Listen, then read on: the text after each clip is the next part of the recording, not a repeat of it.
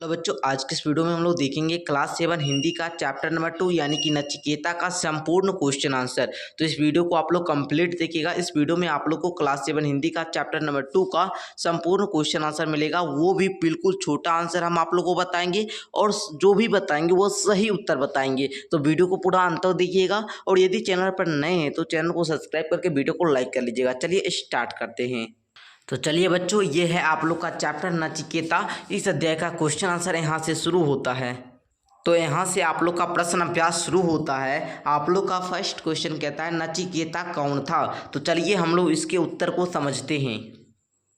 तो चलिए बच्चों हम लोग सॉल्व करते हैं। आप लोग उत्तर में लिखेंगे नचिकेता जो था वो महर्षि व्यासश्रवा का एकलौता पुत्र था। तो बच्चों एकलौता का मतलब होता है एक ही, ठीक है। जिसका एक ही पुत्र होता है उसको हम लोग एकलौता बोलते हैं, ठीक है। तो महर्षि व्यासश्रवा का एकलौता पुत्र कौन था? तो नचिकेता था, ठीक है। और यदि आप लोग इसका PDF लेना चाहते हैं, है ना, तो इसका PDF लेने के लिए आप लोग को डिस्क्रिप्शन में एक लिंक मिल रहा होगा जिसमें लिखा होगा PDF लिंक। तो उस लिंक पर क्लिक करके इसका PDF आप लोग ले सकते हैं, ठीक है। क्वेश्चन नंबर सेकंड कहता है नचिकेता क्यों दुखी हुआ। तो बच्चों नचिकेता क्यों दुखी हुआ और साथ ही कहता है उसने अपने पिताजी से क्या कहा, ठीक है। तो आप लोग उत्तर में लिखेंगे नचिकेता जो था वो पिताजी को लोभवश बूढ़ी गाय दान देते हुए देखकर दुखी हुआ। नचिकेता जो था वो अपने पिताजी को देखता है कि जो बूढ़ी एवं कमजोर गाय है उसी को वो दान में दे रहे हैं और जो बढ़िया गाय है जो दूध देती है उसको अपने पास रख रहे हैं, जबकि वो पहले ही है ना ये वादा किए थे, है ना, इस महायज्ञ में वो अपना सर्वस्व दान देने की निश्चय किए थे, ठीक है। फैसला किए थे कि हम अपना सब कुछ दान दे देंगे, ठीक है। लेकिन वो कर क्या रहे हैं कि अपने प्रिय वस्तु को रख रहे हैं, ठीक है। तो वो अपने पिताजी से क्या कहता है, उसने अपने पिताजी से कहा कि पिताश्री आपने तो इस महायज्ञ में अपना सर्वस्व दान में देने का निश्चय किया था, लेकिन आपने अपने प्रिय वस्तु को नहीं देकर बूढ़ी और दूध नहीं देने वाली गाय को, है ना, गाय को क्यों दान कर रहे हैं। यही बात कहा था नचिकेता अपने पिताजी से। तो बच्चों आप लोग इस क्वेश्चन का उत्तर आप लोग समझ गए होंगे। नेक्स्ट क्वेश्चन आप लोग का, हाँ एक बात आप लोग को बताना है, यदि आप लोग इस चैप्टर को कंप्लीट पढ़ लिए हैं तो आप लोग यदि इसका ऑब्जेक्टिव का टेस्ट लगाना चाहते हैं तो आप लोग को नीचे डिस्क्रिप्शन में लिंक मिल रहा होगा कि टेस्ट लिंक, तो उस पर क्लिक करके टेस्ट दे सकते हैं। क्वेश्चन नंबर 3 कहता है नचिकेता यमपुरी के किस लिए गया। तो लिखेंगे पिता की आज्ञा पालन करने हेतु नचिकेता यमपुरी गया, क्योंकि उसके पिताजी जो व्यासश्रवा थे वो यज्ञ के दान में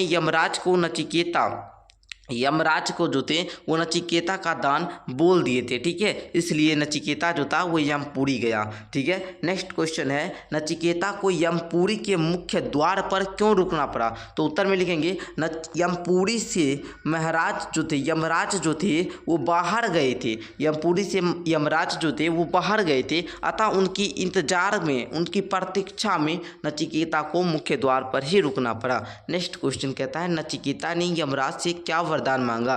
तो नचिकेता ने यमराज से पहला वरदान यही मांगा कि वो अपने पिताजी के क्रोध को शांत होने, है ना, यही वरदान मांगा था। नेक्स्ट आप लोग का ये 6 नंबर जो देख रहे हैं ये आप लोग का ऑब्जेक्टिव का क्वेश्चन था, हमने इसको 1 लाइनर बना दिया। कहता है नचिकेता यमराज से किस प्रकार का रहस्य जानना चाहता था।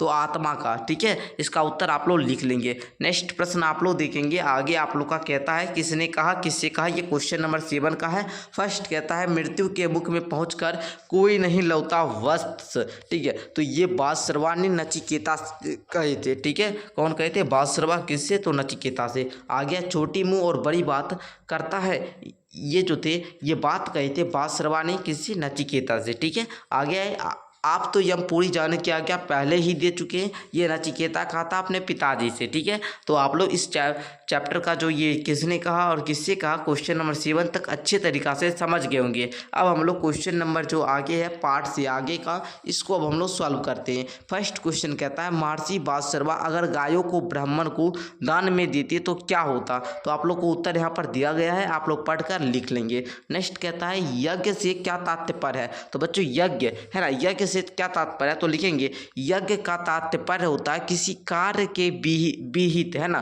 किसी कार्य के विहित या फिर विधिवत, है ना, विधिवत यज्ञ देवता का पूजन और हवन करना, ठीक है। कोई भी आपको यदि कार्य है उसका विधिवत पूजा करना, ठीक है, उसी को, या हवन करना तो उसी को यज्ञ बोला जाता है ना। जैसे आप लोग मान सकते हैं कि राजा दशरथ जो थे वो पुत्र प्राप्ति के लिए यज्ञ करवाए थे, ठीक है। इस प्रकार आप लोग लिख लेंगे। नेक्स्ट आप लोग का कहता है अगर आपको 3 वर मांगने के लिए कहा जाए तो आप क्या वर मांगेंगे, तो आप लोग उत्तर में लिखेंगे अगर हमें 3 वर मांगने के लिए कहा जाए तो मैं निम्नलिखित वरदान मांगूंगा।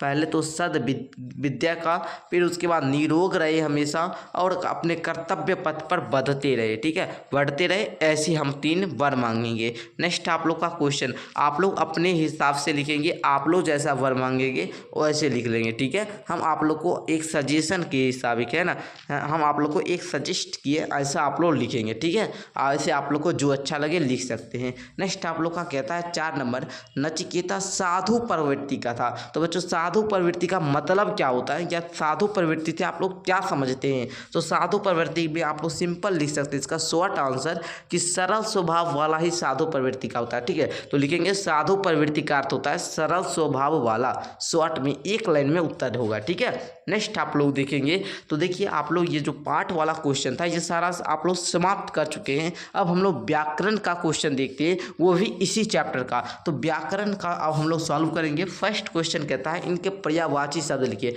पर्यायवाची मतलब होता है एक ही नाम, ठीक है, मतलब समान, ठीक है। जैसे देखिए यहाँ पर आप लोग मिलता जुलता शब्द, जैसे पुत्र को हम लोग क्या बोलते हैं, बेटा भी बोला जाता है, वत्स भी बोला जाता है, तना भी। जैसे आप लोग जो होंगे आप ही लोग का घर में बहुत नाम होगा, स्कूल में कुछ नाम से बुलाया जा रहा होगा, है ना, स्कूल में कुछ अलग नाम होगा, आपके आधार कार्ड जो होता है उस पर अलग नाम होगा, या फिर आप जो अपने घर में आपके दोस्त लोग वो कुछ अलग नाम से बुलाते होंगे। तो वही बात हुई, पिता को हम लोग बाप भी बोलते हैं, जनक भी बोलते हैं, तात भी बोलते हैं, या जन्मदाता भी बोलते हैं। तो इस प्रकार आप लोग पर्यायवाची शब्द लिखेंगे। यमराज को हम लोग पितृपति भी बोलते हैं, यमपति भी बोलते हैं, या दक्षिण दिग्पति भी बोलते हैं, ठीक है।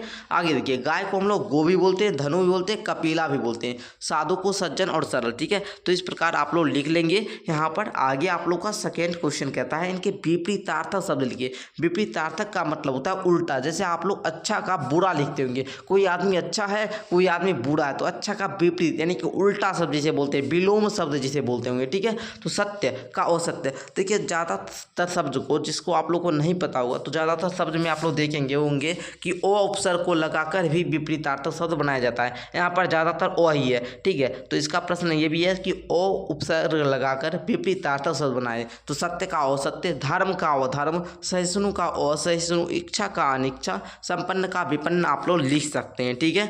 तो आप लोग का यहाँ 2 नंबर तक क्लियर हो गया होगा। नेक्स्ट आप लोग का देखिए समझिए और लिखिए वाला क्वेश्चन है। तो इसको देखिए पितृभक्त, देखिए आपको इसको 2 भाग में बांटना है, ठीक है। तो यहाँ पर आप लोग सिंपल इसका विच्छेद कर सकते हैं, पितृ प्लस भक्त, ठीक है। सहन शक्ति, सहन शक्ति, ठीक है। इस प्रकार आप लोग लिखेंगे।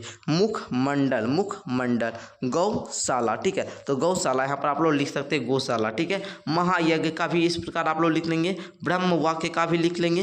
कर्म निष्ठ, आत्मज्ञानी। तो इस प्रकार आप लोग का क्वेश्चन नंबर 3 तक समाप्त हुआ। नेक्स्ट आप लोग का एक और क्वेश्चन है जो कहता है अनेक शब्दों के लिए एक शब्द। कहता है ये क्वेश्चन कि अनेक शब्दों के लिए एक शब्द लिखिए। जो पिता की भक्ति करता है उसको हम लोग पितृभक्त बोलते हैं। जो सब कुछ जानता है उसको हम लोग सर्वज्ञ बोलते हैं। जिसने आत्मा का रहस्य जान लिया हो उसको आत्मज्ञानी बोला जाता है, ठीक है। आगे देखेंगे जिसमें दृढ़ निश्चय कर लिया उसको दृढ़ निश्चयी बोलते हैं। जो सहनशील हो, जो सहनशील हो, जो सब कुछ सहता हो उसको हम लोग सहिष्णु बोलते हैं, ठीक है। तो चलिए इस प्रकार आप लोग का इस चैप्टर का क्वेश्चन आंसर समाप्त होता है। इसका PDF लेने के लिए आप लोग डिस्क्रिप्शन में लिंक पर क्लिक करके ले सकते हैं, या फिर यदि आप टेलीग्राम ग्रुप या फिर इसका इस चैप्टर का ऑनलाइन टेस्ट देना चाहते हैं तो उसका भी लिंक टेलीग्राम पर भी मिल जाएगा, या फिर डिस्क्रिप्शन में हम अवेलेबल करवा देंगे, या फिर कमेंट बॉक्स में पिन कर देंगे। तो वहाँ से जाकर आप लोग दे सकते हैं टेस्ट इस चैप्टर का, ठीक है। मिलते हैं नेक्स्ट वीडियो के साथ, तब तक के लिए धन्यवाद।